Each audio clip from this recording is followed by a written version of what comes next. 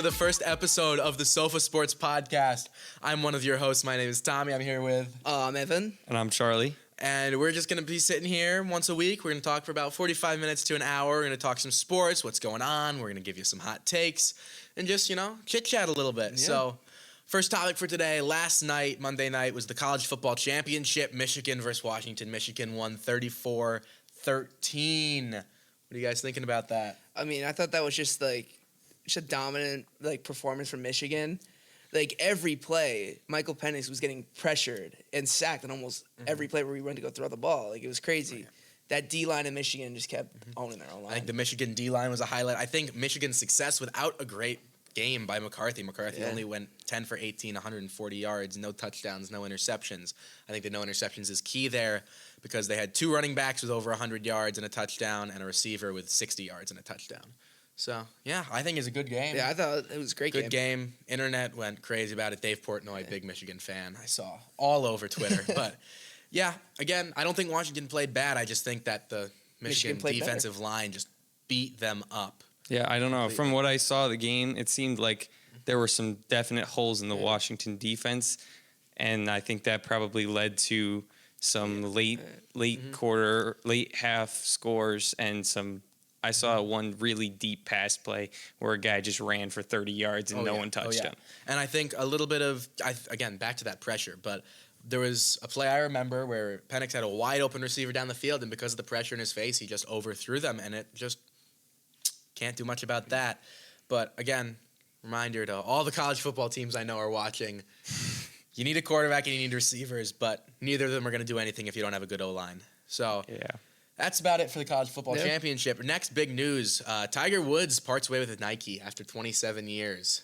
Yeah, I was shocked to see this. I don't know where he's going to go. I know Jason Day signed, I think he left Nike as well and went to a luxury golf brand.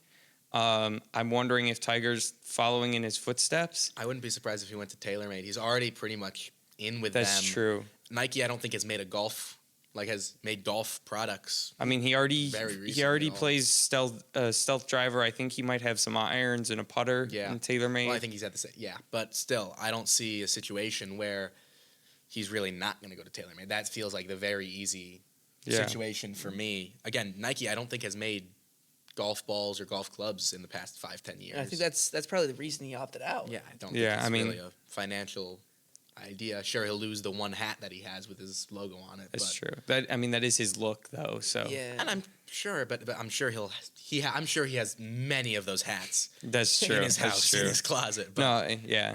I'm just saying, people go on the golf course and they look for that Nike hat, and it's either one of the three big guys, either Brooks Koepka, Jason Day, or Tiger. Yeah, they're all wearing that black and white Nike hat. Oh yeah, and I think Nike is by far one of the biggest brands in sports, and I think this is a big loss for them. I think the Tiger Woods deal was really the big first sports deal besides Jordan, but I think this is not exactly going to kill their business. Yeah, no, Nike has plenty of business, and I don't know how much they even rely on brand deals so much anymore. Yeah. Alrighty, next we have little basketball news. Ja Morant, star guard for the Grizzlies, done for the season. He's having shoulder surgery this week that is going to just take him out for the season. Yeah, I mean, after getting suspended for 25 games and then only coming back for 9, I feel terrible for his fans and the entirety of the rest of the NBA that has actually. I feel better for the rest of the NBA because they don't have to go against him. Sorry. No, you go. But he was playing amazing before he got injured. He was coming back and he was showing up. I think this has absolutely just killed any chance that Grizzlies fans had at a little bit of a playoff push with Marcus Smart coming back from injury and playing very well since then. I think in these last couple of games he's been averaging in the 20s in terms of points, but just kills their chances of having a really solid backcourt that can push them toward the playoffs. You need someone like that who's just going to take over the game for you, and if you don't have that, you can't fabricate it. There's no substitute for it. It's really just kind of is what it is, but maybe the Grizzlies will be that team next year. I don't see it, but Yeah, I Will think the be. Grizzlies have a lot more issues to work on rather than. I mean, if you have to build your team, unless you have like a LeBron, which I don't think John Morant is a LeBron. He's a good player. He's just, unless you have a guy like that who can take over the game, score 40, 50, maybe even 60 points for you, you need to work on strengthening the guys behind him first. And I mean, I was looking at the stats earlier. They have a top 5 defense, but that offense is bottom 10, and that's just not going to cut it at all. I mean, you can see throughout the league, defense is only going to get you so far. Yeah. I mean, you can see that throughout all sports. I remember personally the 2019 Patriots, phenomenal defense. They had one of the best cornerback rooms I've ever seen, but the offense could not produce. They didn't have any weapons, and they lost in the first round of the playoffs because they found an offense that kind of got between the defense. Yeah, I mean, I completely agree with you there. I don't remember the 2019 so much, but especially this year, our defense has bailed our offense out countless amount of times, and our offense will go 3 and out, or most of the time it seems like they have a turnover right after. Sometimes 2 in one drive. Yeah. That is something he did pull off. But, yeah, I think if you were one of the 2019 Patriots, that was the year Gilmore won Defensive Player of the Year. Okay, yeah. That was J.C. Jackson breaking out. That was the last year with the McCourty twins together. It was a good secondary. Alrighty, now we've got... That is kind of it for our general news. We have our On random to our sport. first special session. Random sport of the week. We're going to have a video spin up on screen right now telling us what our random sport is going to be. And I guess we'll see what we're doing. And for this week, it looks like we're doing UFC. Okay. Ooh. Yeah. Evan, you want to take care of this one? This is I'll take care all of some of the you. UFC work. So Conor McGregor injured, I think it might have been a year ago now, in a fight. Terrible injury, but he's planning to make his comeback in June. I don't think he's announced who he's fighting yet, but that's something big if you guys are big in the UFC. Another thing, UFC 299, 5-round main event. I think that's Poirier versus Saint Denis. Denis. I'm pretty sure it's that. I don't know, they pronounce it differently. He seems French. He seems French. That could be French. I mean, good fight. I mean, their records. Poirier only has 8 losses. Denis only has 1 loss. But again, Poirier has, what? 29 wins. 29 wins. 29 wins, then he only has 13. So Poirier's played in, what, And then 2.5 UFC times the games? So Yeah. Not games. Matches. Matches. Yeah. Not a big UFC fan.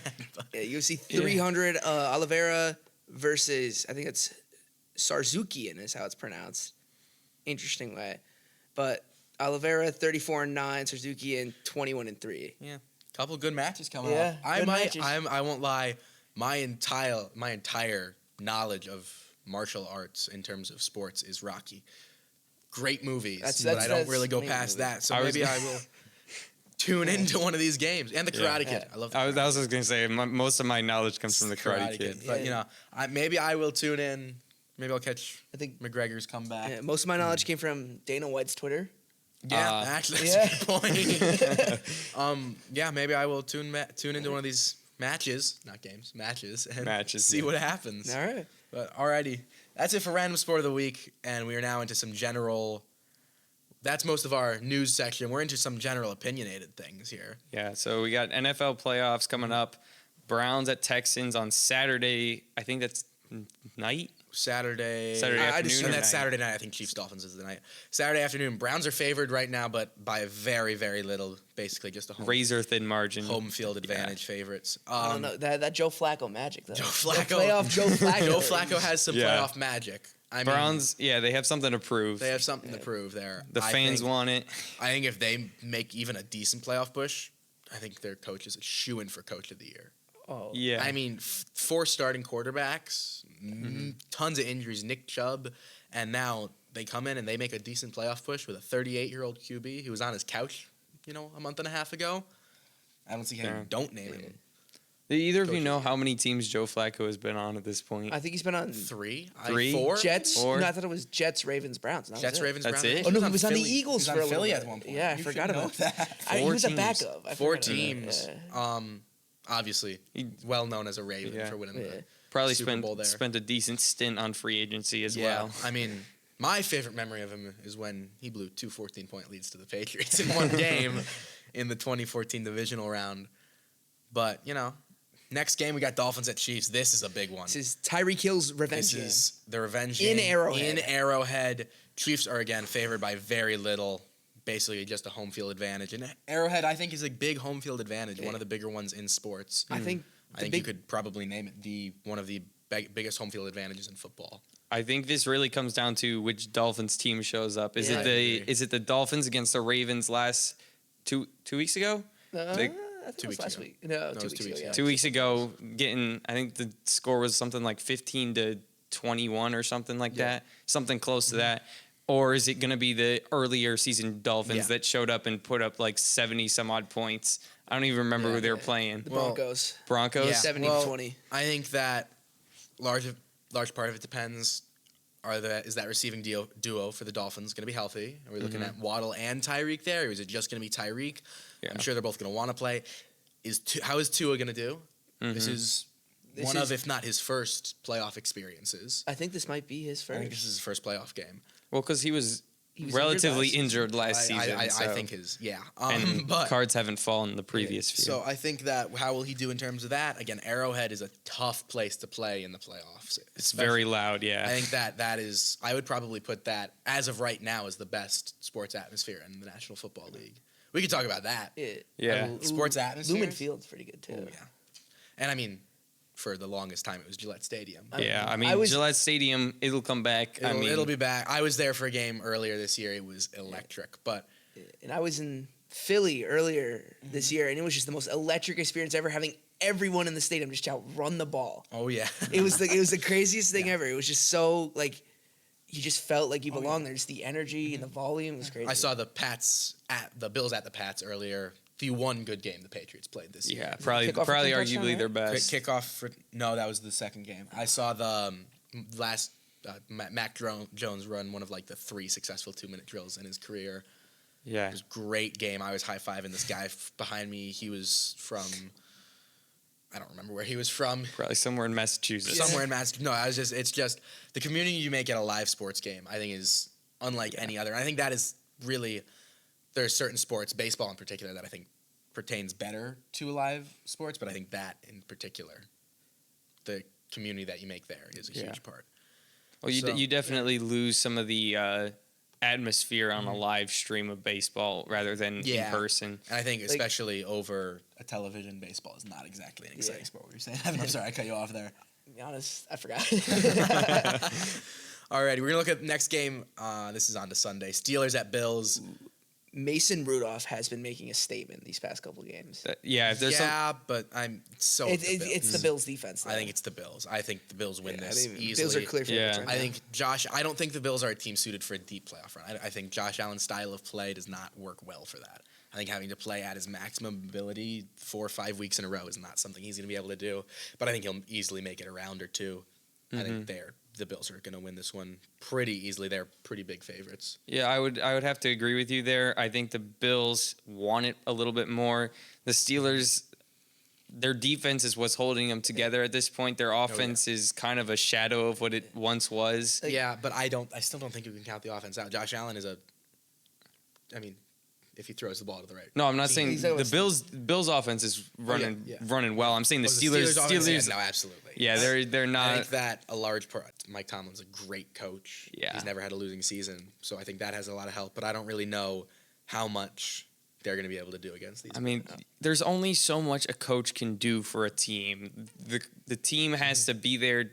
Like, you can blame the coach all you want, but if the coach put the team together in the offseason and it was a good team, and then for whatever reason the guys didn't perform, injuries happened, you never know. Like, and I think another big factor, will T.J. Watt play?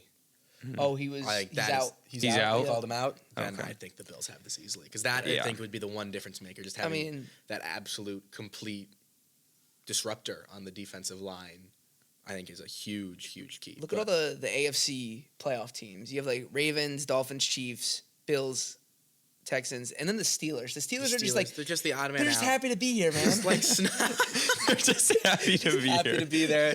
Just like wandered into the wrong room. But yeah, I think the Bills have that one. Next game, Packers and Cowboys. Packers and Cowboys. That's going to Ooh, be an interesting that is- one. Jordan Love's been having a good season. Good season, The not Packers great. defense. Yeah. The Cowboys are good. Cowboys- I can't stand the Cowboys. Yeah. Man, they are good. If I had to, like, right now, I would say probably the Cowboys are one of the strongest scoring teams, but they can't always seem to figure it Yeah. out. I don't know what This it is is. the game with the projected second highest point total. Yeah. But I think that this will be a shootout. I don't think either of these teams' defenses are really good enough. I mean, think the Cowboys don't have count Micah Parsons out. I mean, never will. But I think the Cowboys' defense is really good, but I don't think it's like so Yeah. good that it's going to absolutely shut down this game. I think it'll be a great game. Rams at Lion. Oh, I'm sorry. Oh, Go for it. yeah. I was talking about the Cowboys. The Cowboys are kind of like the NFC version of the Bills. Like, Yeah. at least the Yeah. way I'm thinking about it, they have an amazing regular season, and like they're being dominant. I mean, not really the same for the yeah. Bills this year, but generally They they're were very 5-1 their last couple. And yeah. I mean- they were 6-6. yeah. Yeah.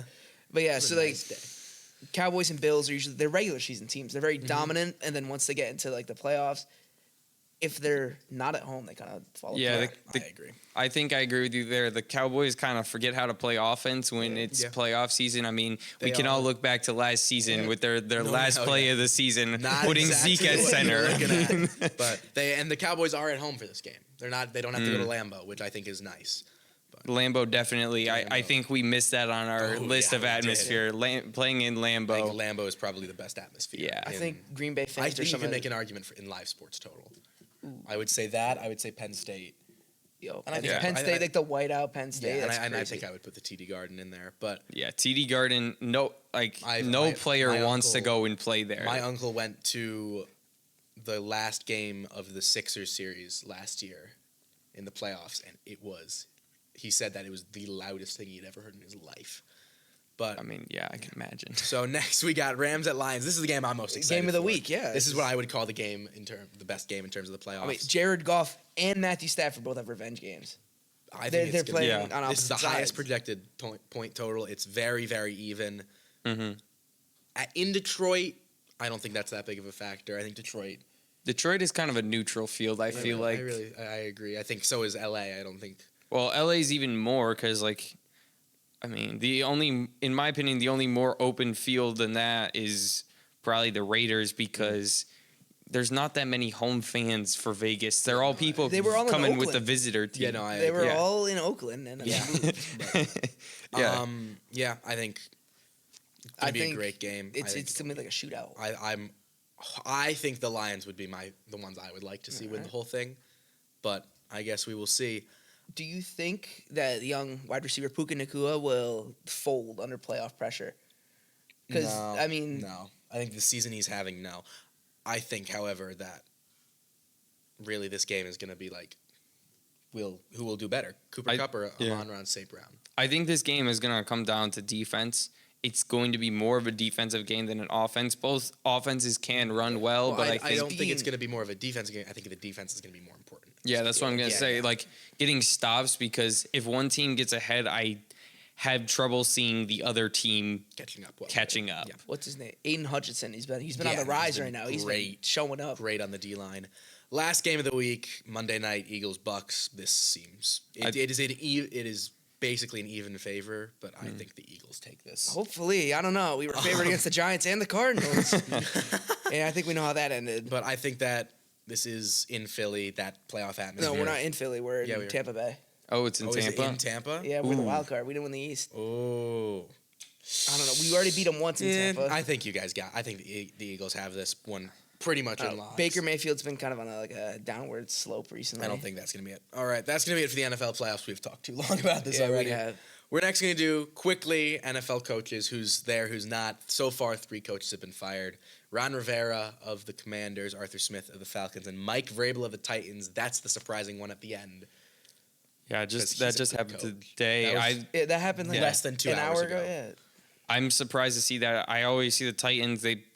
Most of the time when the Patriots have a terrible game and CBS coverage switches over, it's almost always the Titans Yeah. playing, and they seem to be either trying to hold on to a lead or on their way back. So Yeah, I I'm think kind of that- surprised to see that. I think Mike Vrabel is a very good. This field is like a very good coach, and I think that this is going to be like if you are a team in need of a coach, this is who you go to.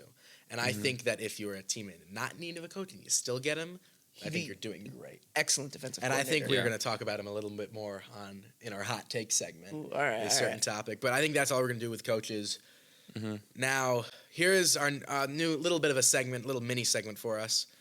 We're going to try and talk about hockey. All of us know very little about hockey. We're just going to try and stumble our way through this. So right now we have the top 5 standing. It's the Winnipeg Jets in 1, the Rangers in 2, the Bruins in 3, the Vancouver Canucks in 4, Canucks and the Avalanche in 5. Bruins, that's my favorite team. The Flyers are my favorite team. They're Well, good and bad. I couldn't name a single hockey player, to be honest. I can name one, Pastrnak of the Bruins. That's about it. I think we might want to get a special guest on here one day who knows maybe. more about hockey. or do some research on hockey. But My that's, intensive hockey training. yeah. It Play just a little really floor seems hockey. like, like the Winnipeg Jets are just so dominant. I mean, with them, they might be the best in the league right number one. It's almost like they're the best one. And that is our hockey mini I segment. think we need to get out of here. We're gonna. That was scary. We're gonna chit chat a little bit about baseball. I don't think any other teams got the memo that free agency started besides the Dodgers. They have spent almost 1.1 billion with a B, $1 billion in free agency. You're looking at an average of $39 million of an average salary if you sign with the Dodgers. I mean, just a quick Sign me up. sign me up. Yeah, I can hit the ball. I could pitch. I'll be there. I'll be a batting practice pitcher. Nah, I can catch the ball. I just Give me, Golf is almost the same as baseball anyway. Yeah. I mean, I've seen you play wiffle ball, Charlie. I wouldn't say that, but I think that we're looking at it. We got a quick rundown. These are all their signings worth more than $1 million a year. We have the big two, obviously, Shohei Ohtani at 10 years and $700 million, which was diverted to $2 million a year. Seems like a bit fishy, but So what happened? Can we take a break there? What happened there? I'm a little bit confused. So you do the math, 700 million divided by 10 should be a $70 million. Yeah, I was So going to say instead, 2 is a lot less He's than... going to be taking $2 million a year. for the next 10 And years. for the next 10 years, and then after that, he's going to start getting paid more. So it's an incentive Basically- to stay around for 10 years, basically? So No, I basically, think no. even So if he's he going to leaves, stay he's for getting 10 years, and he's going to have salary after he probably retires after those 10 Oh, years. okay, got It you. also means that the Dodgers, that is a very low cap hit, even though there's not a cap. So space it's in baseball. more of- That's a very low salary hit for. Yeah, so the it's Dodgers. more of a management move And than it a... is really what allowed them to sign Gotcha. Yamamoto to Okay. 12 years, Yeah, $325 that is million. Crazy. And he's never played He's never played in the a single MLB. game. 25-year-old ace, and got. It'd be really funny if he just didn't pan out at all. Yeah, if he's terrible, that is like a terrible signing. But I think he's looking at. Yeah. I think this Prob- year's the Dodgers' year. I don't. Well, it's now or never. I think it's now or Because- never. Absolutely. I think you have 4 of the most well-known baseball players in the world: Shohei, Yamamoto, Mookie Betts, and Freddie Freeman. But will they do it? I don't know. Here Couple come the other- 90-win Pittsburgh Pirates. There you go. NLDS. Couple other one-year signings: Teoscar Hernandez, Lance Lynn, Jason Hayward, and Joe Kelly. All 1 year. not couple making a million big each. splash, really. Not making a big effect. But still, the Dodgers have spent more this free agency than any other MLT than every other team combined. That's crazy. It's ridiculous. And it makes you think, what are the other big market teams doing? What are what are the Phillies doing? What are the the only Yankees thing- and the Mets and the Red Sox The doing? only thing I saw Phillies did was just we re-signed our pitcher. That was Yeah, no, it. the Red Sox, my Red Sox have done nothing. Haven't they just Nothing. gotten rid of people? Isn't that They've it? gotten rid of people. They fired their GM, who did exactly what they told them to. Management wanted them to build a farm system. That's what he did. We have a great farm system, and now Mr. John Henry over there is looking at signing Mbappe to his football club in England instead of honestly, Okay. he is. It's I think the smart move for John Henry would have been, does he need the Penguins? Does he need the Pittsburgh Penguins? Sell the Penguins, throw all that money at Shohei. I think that would have been it. That's going to be it for baseball. Out of season, so not really a thought. Ooh, we got a All fun right, segment coming. We've got a big one coming up. Got the Celtics. So The last night... Celtics. Can anyone stop Yeah. them? Yes, Yeah. someone can. Yes, his It's- name is... he's a ref, actually. It's the he refs. doesn't actually play in the league. We've But- got three refs that have called the Celtics number several times. We got yeah. Tony Brothers. We got the guy from last night, Mr. Williams, and there's one more, Mr. Scott something. Yeah, I don't. I'm not 100% sure on But- his name. Yeah, but just a quick rundown of this dominant Celtics team. Yeah. They have 5 players who are in the All-Star voting, 6 players shooting more than 40% from the field.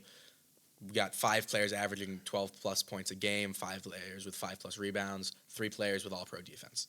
Straight up, maybe 4 players. So just to sum that up for anybody who got lost in those numbers, the Celtics are very good. really they have good. really good starters. And even if you ignore all the stats, you turn on the game, they're playing gorgeous basketball. It is fun to watch. It's fluid. It's smooth. It's in sync. They're playing really, really, really just nice basketball. Obviously, they made 2 huge additions of Drew Holiday and Kristaps Porzingis. Yeah, I mean, I think...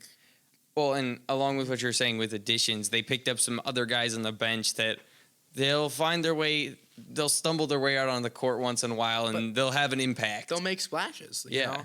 I think there are a couple concerns with this team that I really have. Are Porzingis and Horford going to be able to stay healthy? Because those are your 2 starting centers. Will they? Porzingis has been injury prone throughout his entire career. He's missed a couple games already, and I would rather have him miss games now than in the playoffs, but is he going to be able to make a deep playoff run? And I don't know if he will be. I mean, the Celtics, year after year, the past, I think, 2 or 3 years, we steamroll through the first round, then we get a little bit hung up in the second round, and then by that end of the second round, we hit the third round, and half the starters are either injured and playing or out. Yeah. And I think lack of another really dominant center, I think that could be a target at the trade deadline. I'm not saying we should trade back for Robert Williams III, but I'm saying we should trade back for Robert Williams III. I don't disagree with that trade. I would prefer to go pick up a center in the draft because centers, long legs equals lots of issues. So I'd rather have 3 guys with long legs than 2 guys with long legs. I can't disagree with you. I'm just saying I'd prefer to get a young guy with long legs I agree. than an old guy. Anyway, 38-year-old Al Horford. 38-year-old. Oh, I'll talk about Al Horford more later, too. My next concern is that the star player of the Celtics, Jason Tatum, has this little problem of his. He forgets that he's 6'9" and 220 pounds, and he's just chucking up threes. He can run through almost any guy in the league physically. I think he needs... if he could never take another 3-point, I would do it. Limit him to the mid-range and by the hoop. I agree with you somewhat, but I think there was a game he was playing. I want to say it was one of the games around in-season tournament time. It wasn't an in-season tournament qualifier, but I don't know if he was playing for stats or what, but he just decided he did not feel like shooting the ball, and the game was not as fun to watch. I'd prefer to watch him cut down on the threes for sure, but I would prefer to see him missing a few threes rather than not taking any because it gets a little bit boring. I agree, but I think his mid-range is... you look at Jaylen Brown. It's solid, Jaylen Brown has a gorgeous mid-range, and I enjoy watching that a lot. But again, if Tatum is hot from 3, just 2 nights ago, he made 8 3-pointers in one game, crazy. dropped 38 in the game. Yeah. And then, now let's talk about last night. Before we go on, I'd just like to say something about, you were saying if Jason Tatum gets hot, the Celtics need to do a little bit better job of riding the hot hand because we have plenty of guys that are good at 3-point shooting. We got Pritchard. He can hit the long threes. We got Porzingis. He's been a little bit less consistent. Beginning of the season, he hit several shots from the logo just because. This man who is over 7 feet tall should not be able to do that. And then we got Hauser. Hauser can ball. 3 specialists. Obviously, Jaylen Brown, Tatum, White, Drew. White hits the 3 when we need it the most. He's always. And honestly, it's the ugliest shot in the entire league. I can't say it's pretty, but I love an Al Horford 3-pointer. He's so consistent on them.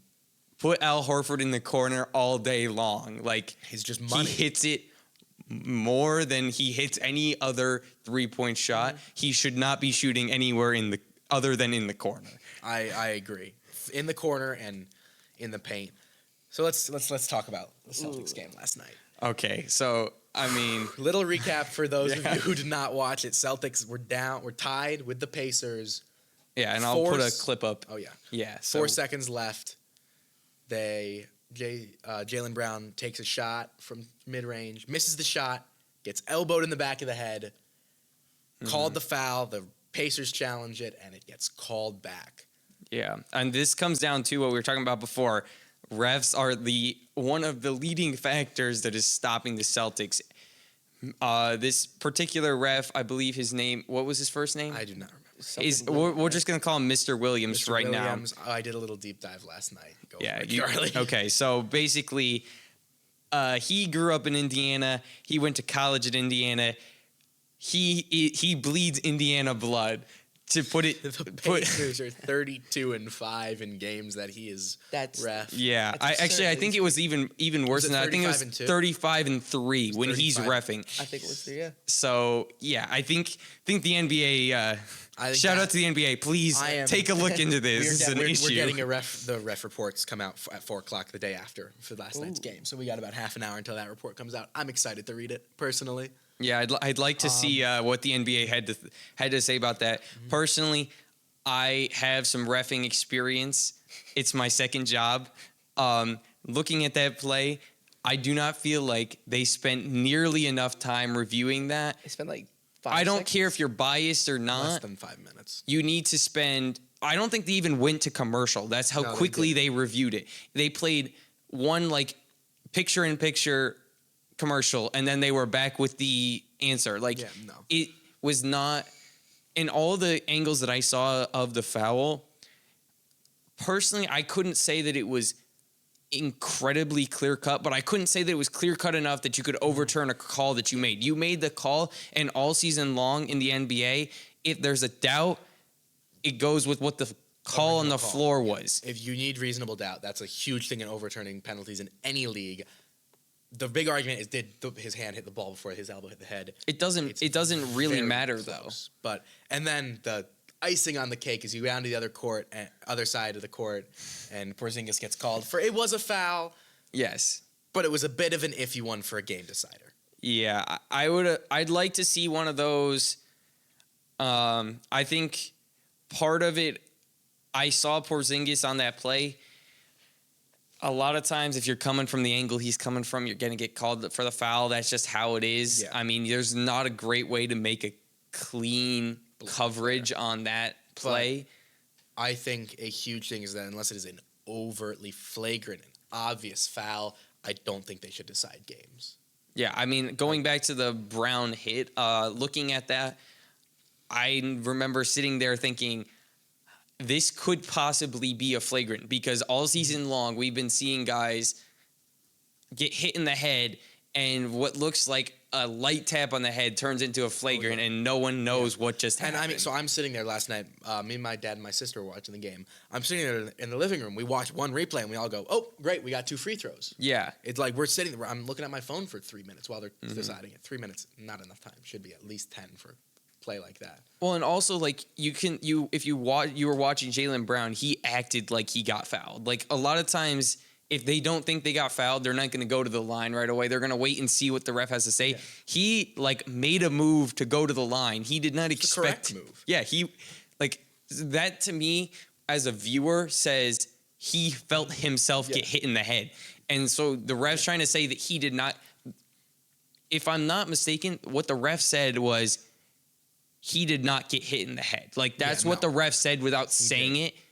There was no basically, he said there's no contact to the head, no foul. Which, if you look at the camera angle, that's not what the camera says. And then, the double icing on the cake, after the game, the player who fouled Jaylen Brown, walked up to Celtics coach Joe Mazzulla and told him that he did elbow him in the head. Straight up, and so... I saw that at the press conference afterwards in shock in my living room. I saw Mazzulla scurry out of there. He scurried. He got out quick. Said hi to the other coach, saw 2 players and skedaddled. Yeah. He was out of there before most of the players were making their way to the bench. But I still have a lot of faith in this team. Because, first of all, they're still really good. And if an iffy ref call is the reason that we're losing a game, as long as it's not the playoffs, I really don't care. I mean, I agree with you there. I think I would like to see them not have so many close games where a ref call can decide it. They should not be at the point where refs are deciding the game. But Yeah. again, Well, and personally as a ref, I never want to, like, your goal as a ref is to not be noticed. You don't want to draw attention to yourself, because if people even start to think that the ref is the problem, you have failed at your job. You want to just be seamless, call what people agree with. You don't want to draw a ton of attention like this ref has clearly done. Like, I agree. So I think that's all we have to say about Jaylen Brown. If you want to hear more, there's a wonderful website called Twitter. You can find so much about this on. I was up very late last night looking at it.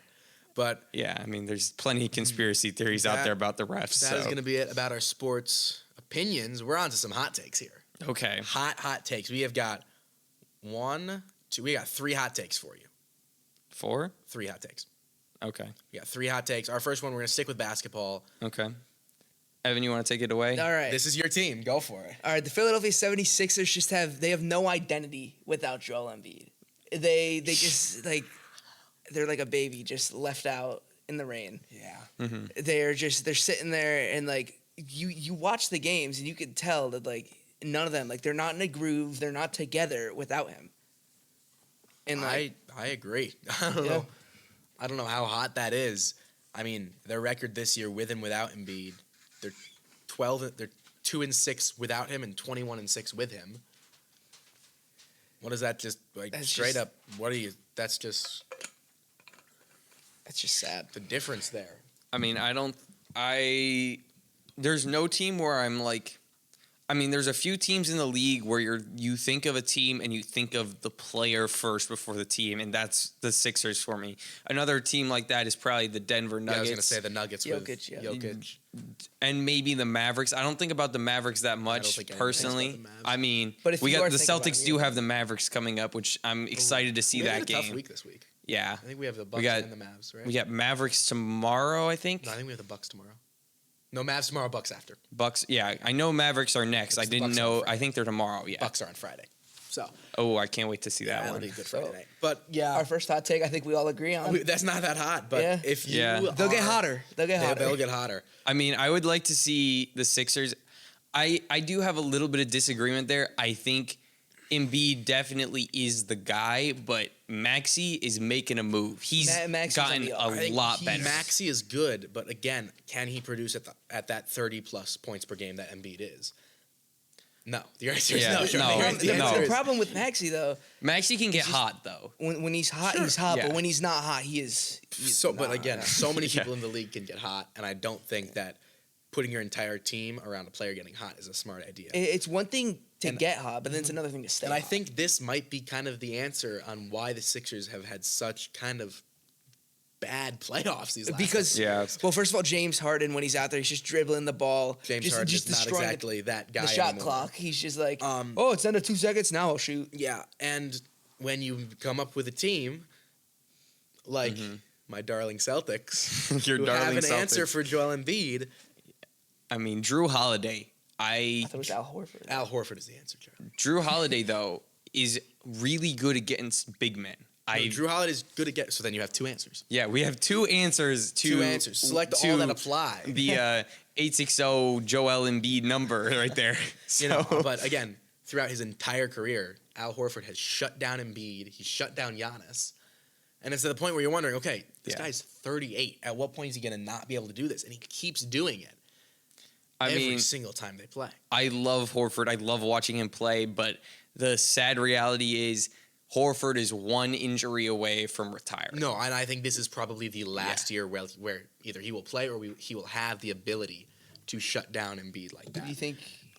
Horford is the main reason I want this team to win the finals. Yeah, I mean- I want this win for them. For Horford. Drifting a little off course from Embiid, I think Horford, I think that this season, the only reason he comes back is if they make it to the finals and lose. I think that's the only way he's coming back, if he wants that finals and he wants the ring bad enough. Other than that, it's And I think if off he to did, the I sunny think- vacation in Florida, Miami, or I something. think if he Cancun. did, Cancun. it would Cancun. I think he would be a large bench player. I don't think he would see a lot of on the floor time. Well, we're already seeing that now. He's resting a lot more. Not starting. They're really trying to limit his minutes. I guarantee you, this Friday night against the Bucks, he will be out there a lot. That's true. Yeah. He has this crazy ability to shut down these star players, these star big men. Well, and it also comes down to Tatum and his phantom ankle. So we'll see what happens with that ankle. Least But favorite Tell me what's our ankle. next hot take. Next hot take. Another one that's hitting a little close to home for two of us. Belichick. Bill Belichick. What is happening with Bill? I mean, those of you who have seen, he announced, I believe it was yesterday Morning. that he is willing to go to the table to see hiring new staff around him, insinuating hiring a GM. Potentially giving up his general manager. How long has he been? Has he been GM? He has been GM for 21, 22? Uh, 22 years. It's been longer than I've been following Patriots football. His entire time he was hired as coach and GM. Yeah, I mean, it's like you see around the league. I don't know if is there another team that has a head coach and GM? There is. Yeah, there's a couple. Yeah, Mike Vrabel is just one. That's true. There's not many, and a lot of guys. It's a dying thing. Like, It's as much as I like Bill Belichick, I think honestly, if once he hits his point where he's done head coaching, I wouldn't mind seeing him consulting as a GM or as a GM, just sticking around, kind of poking in, making things go the Belichick way, as they call it. I disagree with you there. I only want him to. I don't want him as GM. He has been a great GM in the past. Okay, I agree with you. Yeah, trading a mid-round pick for Randy Moss, which leads to the 16-0 season. Drafting Devin McCourty in the first round, Rob Gronkowski in the second round, and then getting Julian Edelman as an undrafted free agent in the same season. That's unparalleled. But I don't think he has it anymore. I disagree with you on that because I think because he's head coach and GM. He's thinking with the head coach mindset while drafting. He's thinking, I can make this guy who is not much or nothing, I can make him into something. And sometimes it doesn't pan out. As a GM, you need to be trying to set your head coach up for better success rather than giving him a long-term summer project. You need, and I think if he was fully GM and someone else, how about let's say a college head coach comes up or something who's not as experienced. Belichick's probably going to opt for the seasoned, proven guy over these project guys that he's been known for drafting. That is where I think we can pull back to Mike Vrabel. Do you think Mike Vrabel would come back to the Patriots and split the GM coaching, have him as GM or coach and have Belichick as the other one? I mean, the Patriots haven't said anything definitive. I think the doors are open. Belichick seems pretty open to talking, which is kind of honestly, I thought it was kind of going to be a all or nothing type of deal with him, but he's definitely played the cards out there that he does not want to leave. He likes New England. He's from New England. He's lived there most of his life. Again, his children and his grandchildren live on Cape Cod. If he, like a lot of people are saying, the Chargers is a team where he should go, he'd be uprooting and moving away from his entire family. I don't see it really happening. I mean, I think he stays. Yeah, I mean, also, if he's leaving, does he bring his 2 children with him that are on the coaching staff?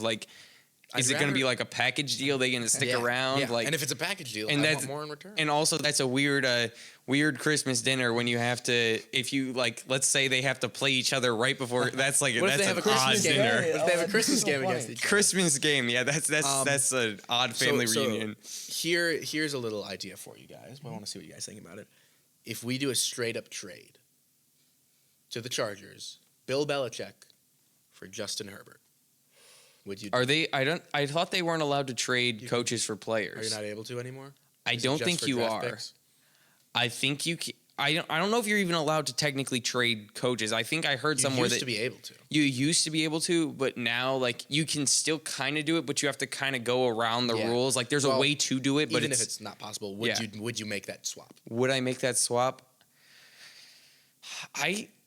I know everybody says that Zappy is not the guy. I really like watching him play, and I will die on that hill. What? He's terrible.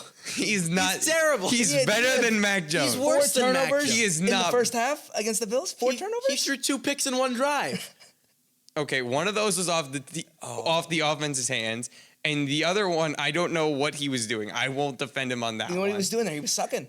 That's what he was doing. He's terrible. He's worse than Mac. He is not worse than Mac. Have you seen Mac Jones throw a football? It literally goes up to the heavens before it even like enters the stadium. He's gonna At like least a there's some with his hand. Yeah, exactly. Mac at the beginning of the year could have started. If Mac stayed at the level he was at the beginning of the year. Oh, he was He good. could At the start. beginning He of the was year. he wasn't throwing picks. He was throwing a lot of touchdowns. He was throwing good for yards. I mean, And Mac Jones is He lost coach his in confidence. Alabama. Nick Saban said he is in quarterback for an ideal situation. New England is not an ideal situation. I agree. Which And makes so me think he is not our quarterback. He is not the quarterback I'm that we not can s- build I'm a not- team behind. I'm not saying we should keep him, but I'm saying I think he's better than Zappy. I And can't agree here's with what you I on would that. say. I think get rid of Jones, keep Zappy as the backup, don't draft a quarterback first round. Because how many times has a quarterback been thrown into a terrible situation and been terrible? Bryce Young Wilson. this year. Zach Wilson. I mean, Okay? Trey Lance. Trey Lance was a Well, very no- good situation. Never mind. Yeah, Trey But Lance again- had probably the best situation. Yeah, no, Trey it's Lance just had a- the best situation, and he just doesn't No, I do think anything. it's just- I would argue I for would- Will Levis. Yes, he had D Hop, but he really had nothing else besides No. D Hop. I would rather sign or trade for a quarterback and draft Marvin Harrison Jr. Yeah, we need to focus. I think the Bears are going to get Marvin Harrison Jr. They're going to stay with Fields. They don't have a high enough draft pick. We're above. They have the first overall draft pick because of the Panthers. Oh, Yeah.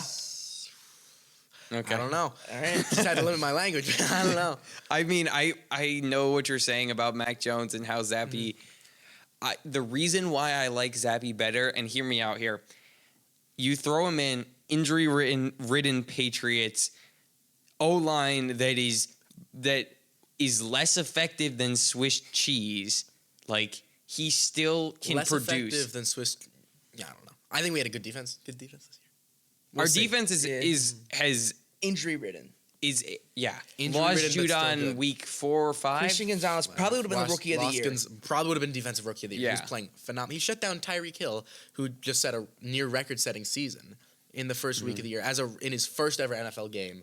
That's something special. I think that's amazing. I don't think the Patriots are as far away as a lot of people think. Yeah, I mean, I'm not saying Bailey Zappi is our quarterback for the future, but I think we can trade away Mac Jones, keep Bailey Zappi, run him, get a better O-line for him, and let him have like a real like rookie type season where he gets to start consistently. Having someone like Mac Jones sitting behind you, like you never know if you're gonna get pulled. Like Yeah. that has great mental impact on a quarterback. So I think having him be the devoted starter, like not having someone right behind him trying to take his job, I'd like to see that. But here's it's not going to happen because Bill wants the record. Let's be honest. Bill wants the record. He's 14 wins away. That's true. It's going to be 2 seasons. Yeah. Unless we have a phenomenal season, it's going to be 2 seasons, and it's going to be more than that if he starts Zappy. I think we have $70 million in cap space. I think he makes a big play for a free agent or trade for a quarterback. I think he drafts a receiver high, and I think he goes for it. Or vice versa, makes a big play for a free agent who's an receiver. upcoming free agent? What? Kirk Cousins. No. You think no. Bill would go for no. Cousins? I would rather become a Bears fan than watch Kirk Cousins. Really? I do not want to watch Kirk Cousins Without a play. doubt. No, I You would don't like rather. Kirk O'Chains? No, here's Bill. If you're watching, this is what you need to do. You need to draft the guy from LSU, Jaden Daniels, and you need to sign T. Higgins and trade for get Randy Moss out of retirement, and that's how you win the Super Bowl. I'd like to Bring him disagree with founded you there youth real quickly, quick. though. I think our wide receiver say it. room is not as bad as What are you people talking about? think it is. We're on our When you have fourth Juju Smith-Schuster starter. as your wide receiver one. I'm not saying there aren't What? there are improvements to be made, and Juju Smith-Schuster has not produced at all. We have two half decent The receivers. only receiver produced Douglas, last year we have Douglas, is Eagles and Bourne, Mahomes. Douglas and Bourne. That's it. and isn't there another guy that got injured? Parker? Parker No, has not terrible Parker. hands. There was some other Who guy did? that got injured at the beginning of the season. I forget his name. Yeah. There's someone Aguilar? else. No, Aguilar. We don't have Aguilar. We don't have Aguilar anymore. It's not Thornton. He's a good speed route guy. He needs to work on his hands though. And he doesn't know how to run a route. But like if he can Charlie. beat most people on a one-on-one race, Well, yeah, but if he can, if he can actually catch know the when ball. to turn or catch the ball. Yeah. Yeah, but I think that the Patriots are not that far away. Yeah. That's, I think, the overall hot take. Belichick, I think, will stay. And Yeah. They're not that far away. And I think that is going to be All it right, yeah. for today. I want to thank you guys so much for joining us on our first episode of Sofa Sports. We're going to be trying to do this every week. Probably gonna have to skip next Probably week gonna have to because we're gonna have to- midterms. Oh, we do. Oh, yeah, Oh, midterms we're out of week. school early, though. That's true. We're trying to do this every week, get these out Tuesday night, Wednesday All morning. right. Might have to film Wednesday. I think we got stuff Well, going on Tuesday night for. We'll try and get these out every All week. right, Thank yeah. you guys so much for watching. Evan has to go because his mom is here to pick him up. Yeah. So Woo. Let's Yeah. go, Mom. Yeah. Okay. All right. Miss Payon. Thank you very much for All right, see you watching, guys. and we will see you guys in our next episode.